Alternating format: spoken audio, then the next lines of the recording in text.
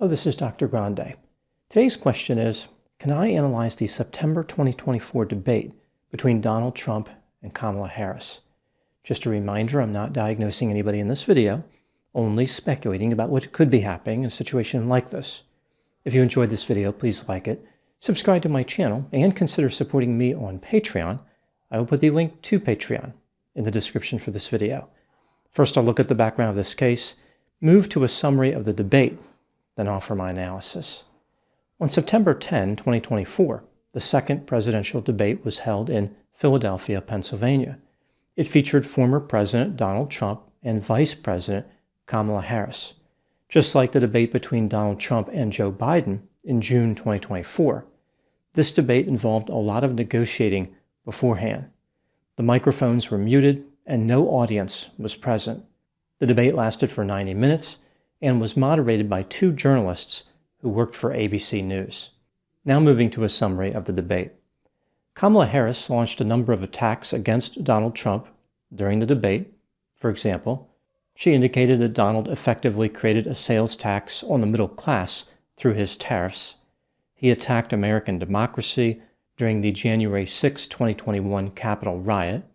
He refused to accept the results of the presidential election. Donald's rallies are not special. People leave early due to exhaustion and boredom. And Kamala accused Donald of claiming that climate change was a hoax. Donald, of course, had criticisms of Kamala. For example, he indicated that immigration was out of control and falsely claimed that Haitian immigrants were eating cats and dogs in Springfield, Ohio. Donald suggested that Kamala was a radical liberal and part of an administration that destroyed the country. She wants to confiscate firearms and defund the police. She may have moderated her positions recently, but Kamala will go back to being an extremist if she is elected. Donald defended the attendance at his rallies and said that people don't attend Kamala's rallies. Those who do are paid and transported to the rallies in buses. Donald criticized the Affordable Care Act and denied responsibility for the January 6 attack on the Capitol. Many different polls came out in the aftermath of the debate. Most of them indicated that Kamala Harris was victorious. People tended to view Donald as petty and defensive, whereas Kamala appeared to be more presidential. Now moving to my analysis. Let's take a look at the performances of each candidate in the debate. I will cover the strengths of each candidate, then move to the weaknesses of each candidate. Starting with the strengths of Donald Trump. Polls have indicated that Donald tends to perform well with voters on the issues of immigration and the economy. Donald appeared to understand this because he attacked Kamala on both these points. This was his best hope at winning the debate. He illustrated the dangers of weak immigration policy and talked about how terrible the economy has been over the last few years. For example, inflation has been out of control.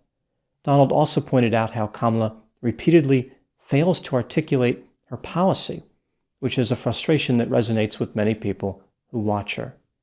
During the debate, Donald was forceful, confident, and quick to answer questions. Now moving to the strengths of Kamala Harris. Many voters are concerned about the decision to overturn Roe v. Wade. Kamala talked about this topic extensively and pointed out how her position was different than Donald's. She appeared to be particularly confident when speaking about this topic. Kamala has a reputation for delivering nonsensical responses to questions, which has led to her being called the word salad vice president. During this debate, however, she did not serve even one word salad. This tactic could put to rest concerns about her being lazy, dismissive, or not taking her job seriously. It was clear that she prepared for this debate and was willing to work hard to be elected president. There's the sense that she took her responsibility as a candidate seriously.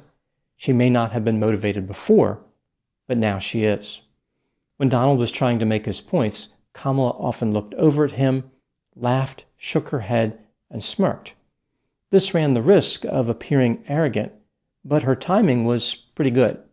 Kamala did not smirk all the time. Rather, she waited for Donald to say something that she could counter with her own argument.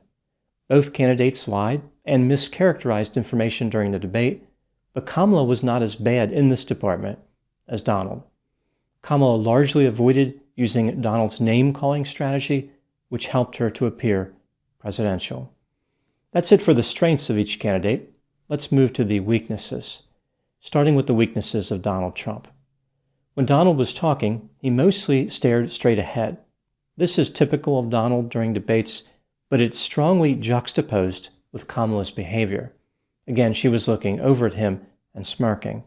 The stark difference in styles made Donald look mechanical, cold, and emotionless, as if he was unable to relate to people. The arguments that Donald made during this debate spoke to his base, but the election will be decided by a relatively small number of swing voters in a few states. He didn't really tailor his message to this influential group. Delivering a few battleground state-specific messages may have helped him. There were times during the debate where Donald rambled a bit, like he just could not get his ideas packaged in the most coherent way. This made him look rushed and flustered. Donald was more defensive than usual. For instance, he responded strongly to Kamala making fun of his rallies. A casual dismissal of her claim would have been much more effective. Donald can never resist responding to any comment designed to make him look small or insignificant. Several of the claims that Donald made during the debate were false. For example, he said that he had seen interviews on television where people were talking about Haitian immigrants eating pets. This was a rumor started on a local Facebook group. There is no evidence to support this claim. This far-fetched and fictitious Fido feast fizzled after fact-checkers found it to be nothing more than Facebook-fueled folklore.